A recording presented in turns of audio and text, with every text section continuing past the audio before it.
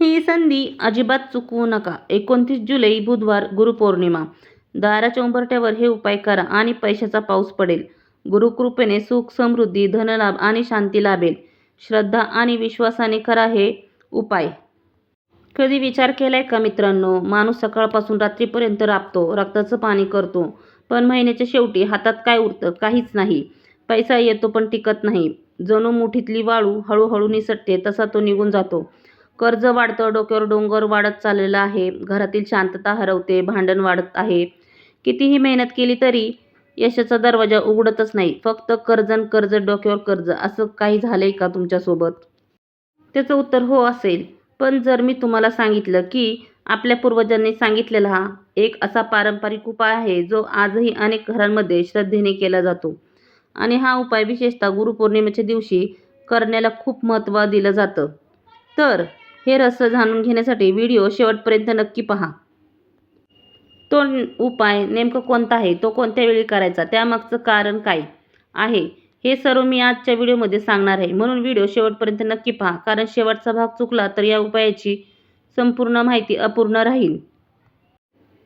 29 जुलै बुधवारी गुरुपौर्णिमा. दाराच्या उंबरठ्यावर हे उपाय करा आणि पैशाचा पाऊस पडेल. तर आज आपण पाहणार आहोत कोणते आहे ते उपाय आणि कसे करायचे आहेत. थांबा, गुरुपौर्णिमेच्या दिवशी अनेक जण एक छोटी चूक करतात आणि त्यांना कल्पनाही नसते. आज मी तुम्हाला असा एक पारंपरिक उपाय सांगणार आहे जो अनेक घरांमध्ये श्रद्धेने केला जातो. पण हा उपाय कसा आणि कोणत्या वेळी करायचा ते शेवटपर्यंत पाहिल्यावर समजेल. त्यामुळे व्हिडिओ शेवटपर्यंत नक्की पहा. कारण आज आपण बोलणार आहोत एक अशा महान आणि दुर्मिळ योगाबद्दल ज्याची प्रतीक्षा प्रत्येक आध्यात्मिक साधक वर्षभर करतो. गुरुपौर्णिमा. आणि यंदाची गुरुपौर्णिमा ही अतिशय खास आहे कारण हा पवित्र दिवस एका बुधवारशी जोडला गेला आहे. बुधवार, हो बुधवारच. गुरुपौर्णिमा हा केवळ सण नाही, ही कृपाप्राप्तीची सुवर्ण संधी आहे. बुधवार हा माता लक्ष्मी आणि गणपती बाप्पाचा वार मानला जातो. जेव्हा गुरुपौर्णिमा आणि बुधवारचा असा महासंयोग जुळून येतो तेव्हा ब्रह्मांडात एक अथंग ऊर्जा निर्माण होते. पण थांबा, व्हिडिओच्या सुरुवातीलाच तुम्हाला एक अत्यंत गंभीर इशारा देते.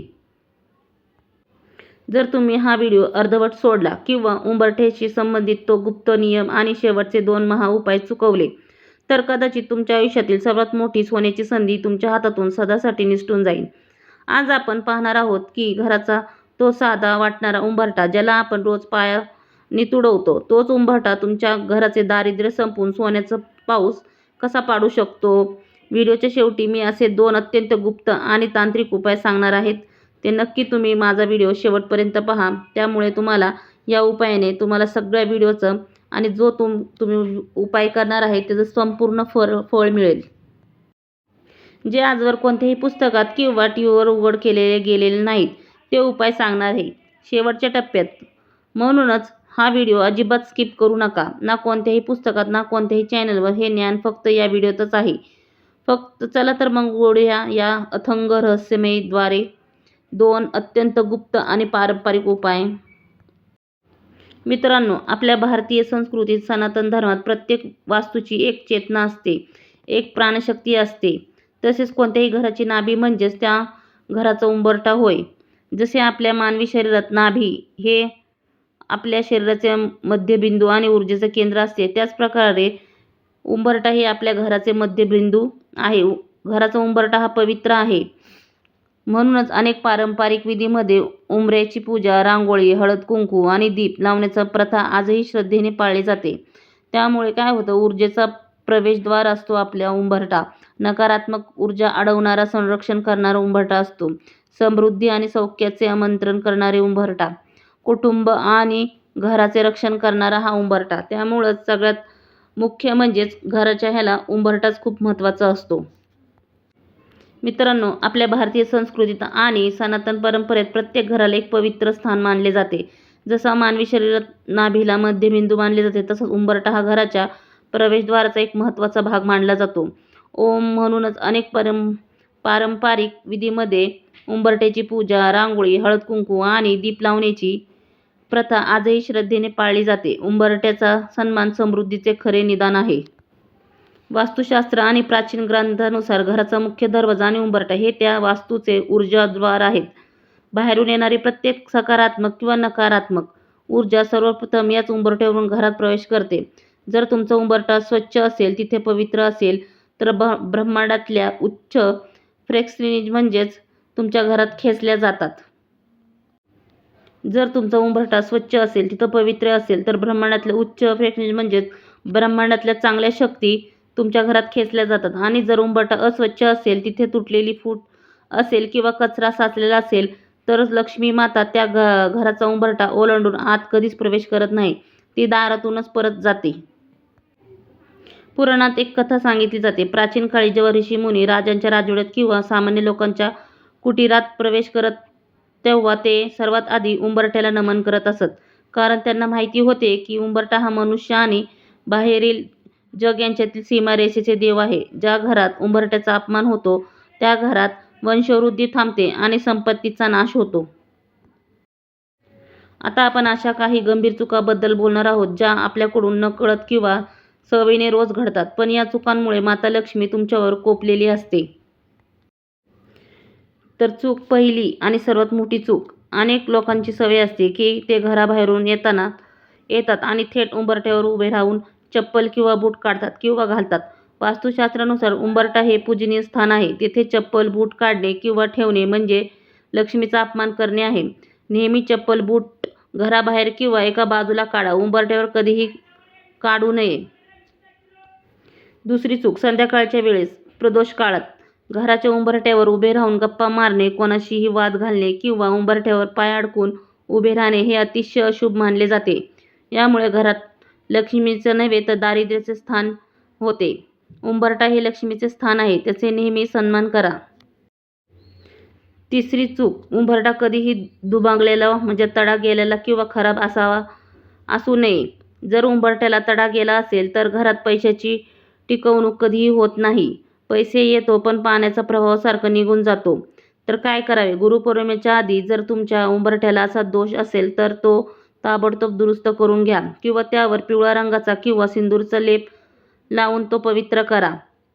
मग उंबरठा स्वच्छ, मजबूत आणि पवित्र ठेवा. लक्ष्मी कायमस्वरूपी तुमच्या घरी राहील. आता तुमच्या मनात एक प्रश्न येत असेल की अशा छोट्या छोट्या उपायांनी खरोखरच कोट्याधीश बनता येतं का किंवा गरिबी दूर होते का? याचं उत्तर देण्यासाठी मी तुम्हाला एक सत्य घटनेची साक्ष देते. पुण्याजवळ एका गावात राहणारे रमेशजी नावाचे एक व्यक्ती होते. त्यांचा व्यवसाय अत्यंत उत्तम चालत होता. पण अचानक आलेल्या संकटामुळे ते पूर्णपणे उद्ध्वस्त झाले. डोक्यावर तब्बल 25 लाखांचे कर्ज झाले. घरामध्ये खायला अन्न नव्हते आणि नातेवाईकांनीही पाठ फिरवली होती. अशातच एका गुरुपौर्णिमेच्या दिवशी एका अज्ञाताने त्यांना उंबरठ्याशी संबंधित हाच गुप्त उपाय सांगितला. रमेशजींनी सुरुवातीला यावर विश्वास ठेवला नाही. ते म्हणाले, या उपायाने काय कर्ज फेडले जाणार आहे? पण जेव्हा डोक्यावर अपमानाचा बोजा आणि कर्जाचे ओझे असह्य झाले, तेव्हा त्यांनी हरवून जाऊन पूर्ण श्रद्धेने हा उपाय केला. आणि चमत्कार झाला. गुरुपौर्णिमेपासून बरोबर 45व्या दिवशी त्यांचे बंद पडलेले जुने क्लायंट्स परत आले. अडकलेले पैशाचे व्यवहार क्लिअर झाले आणि पाहता पाहता त्यांचे संपूर्ण कर्ज फिटले. आज रमेशजी एक साधारण कुटुंबाचे मालक झालेत आहेत. हा चमत्कार कसला होता? हा होता ऊर्जेचा चमत्कार आणि विश्वासाची शक्ती. जेव्हा तुम्ही विश्वासाने उंबरठ्यावर विधी करता, तेव्हा ब्रह्मांड तुमच्या मदतीसाठी धावून येतो. आता वेळ आली आहे त्या मुख्य उपायाची, जे तुम्हाला या येणाऱ्या 29 जुलै बुधवारच्या गुरुपौर्णिमेच्या दिवशी अचूकपणे करायचे आहेत. विधी 1. हळद आणि कुंकू लेप. गुरुपौर्णिमेच्या सकाळी लवकर उठून स्नान करा. स्वच्छ वस्त्रे परिधान करा. घराच्या मुख्य उंबरठ्याला गाईचे कच्चे दूध आणि गंगाजलने स्वच्छ धुवून घ्या. गंगाजल नसेल तर तुमच्या घरातल्या पाण्याने धुवून घ्या. उंबरठ्याच्या दोन्ही बाजूंनी कुंकू आणि हळदीने स्वास्तिक काढा. स्वास्तिक हे सौभाग्य आणि समृद्धीचे प्रतीक आहे. जसे तुम्ही थंबनेलवर पाहत आहात म्हणजेच फोटोवर, त्याच प्रकारे उंबरठ्याची पूजा करायची आहे. महाउपाय क्रमांक 1. पिवळ्या कपड्याचा आणि खड्या मिठाचा गुप्त प्रयोग. वेळ आणि साहित्य. गुरुपौर्णिमेच्या दिवशी संध्याकाळी सूर्यास्तानंतर एक नवीन पिवळ्या रंगाचा कपडा, एक मूठभर खडा मीठ, समुद्र मीठ म्हणजे 5 सुकलेल्या किंवा पिवळ्या कवड्या आणि एक चांदीचं किंवा तांब्याचे मूळ नाणे. हा उपाय कधीही फेल होत नाही. गुरुपौर्णिमेला करा हा आयुष्य बदलणारा उपाय. पिवळ्या कवड्याचा आणि खड्या मिठाचा गुप्त प्रयोग करण्याची पद्धत. हे सर्व साहित्य त्या पिवळ्या कापडामध्ये ठेवा. आता तो कपडा एक लाल रंगाच्या धाग्याने घट्ट बांधून एक पोटली तयार करा. जशी तुम्हाला फोटोमध्ये दिसते त्याच प्रकारे पोटली तयार करायची आहे. ही पोटली हातात धरून आपल्या कुलदेवीचे किंवा गुरूचे स्मरण करा आणि घरातील सर्व संकटे नाहीसे होवेत अशी प्रार्थना करा. ही पोटली घराच्या मुख्य उंबरठ्याच्या बरोबर मध्यभागी जमिनीवर किंवा उंबरठ्यावर लागून आतील बाजूस रात्रभर तशीच ठेवायची आहे. जेव्हा तुमची ती पूर्ण विधी होईल त्यानंतर ती पोटली बांधून तुम्ही घराच्या आत किंवा बाहेर ठेवू शकता. तशीच रात्रभर ठेवून द्यायची आहे. अनेक लोक हा उपाय श्रद्धेने आणि पारंपरिक श्रद्धेनुसार करतात. हे चित्र धार्मिक प्रतिकात्मक स्वरूपाचे आहे. हे मीठ तुमच्या घरातील 12 महिन्यांचे सर्व नकारात्मक ऊर्जा, वाईट नजर आणि दुष्ट दोष स्वतःमध्ये शोषून घेईल. नंतर मग रात्रभर झाल्यानंतर सकाळी म्हणजे दुसऱ्या दिवशी सकाळी सूर्योदयापूर्वी उठून ती पोटली आणि ती न बघता उघडायची नाही. ती पोटली अजिबात उघडायची नाही आणि ती पोटली घेऊन कोणत्या तरी वाहत्या पाण्यात किंवा एखाद्या पिंपळाच्या झाडाखाली ठेवून द्यायची आहे. जर तुमच्या जवळ नदी, ओढा, नाला असेल तर तुम्ही स्वच्छ पाण्याच्या मध्ये ही पोटली प्रवाहित करू शकता. जर तुमच्या इथं पाण्याचं काही स्रोत नसेल तर तुम्ही एखाद्या पिंपळाच्या झाडाखाली ठेवून या. तुमच्या घरातील सर्व आर्थिक अडीअडचणी एका झटक्यात नाहीशा झाल्या नाहीत तर मला सांगा. जर व्हिडिओ तुम्हाला इथपर्यंत जर आवडला असेल तर नक्की आपल्या व्हिडिओला एक लाईक करा आणि जर कोणी नवीन असेल चॅनलवर तर प्लीज सबस्क्राईब करा. चला तर पाहूया पुढचे उपाय. आता आहे दुसरा उपाय. मोठा महाउपाय आहे. उपाय क्रमांक 2. रात्री 12 वाजताचा. तो अत्यंत गुप्त आणि पाण्याचा आणि दिव्याचा उपाय आहे. पैशाचा पाऊस योग. रात्री बरोबर 12 वाजता करायचा चमत्कारी उपाय. घरातील दारिद्र्य, कर्ज, अडचणी होतील दूर. पैशाचा पाऊस सुरू होईल. नशीब पलटेल. हा उपाय एकदा करून बघा आणि चमत्कार स्वतः अनुभवा. गुरुपौर्णिमेच्या रात्री 11:30 ते 12च्या दरम्यान. पायरी नंबर 1. घराचा मुख्य दरवाजा आतून पूर्णपणे बंद करा. उंबरठ्याच्या बाहेरच्या बाजूला एक मातीचा दिवा ठेवा. त्या दिव्यात गाईचे शुद्ध तूप, थोडीशी पिठी साखर आणि चिमूटभर हळद टाका आणि हा दिवा प्रज्वलित करा. त्यानंतर एका तांब्याच्या तांब्यात किंवा कलशात शुद्ध जल घ्या. त्यात थोडेसे केसर आणि गंगाजल टाका. आता तो कलश हातात घेऊन घराच्या मुख्य उंबरठ्याभोवती 3 वेळा गोल फिरवा आणि उंबरठ्यावर ते पाणी थोडेसे शिंपडा.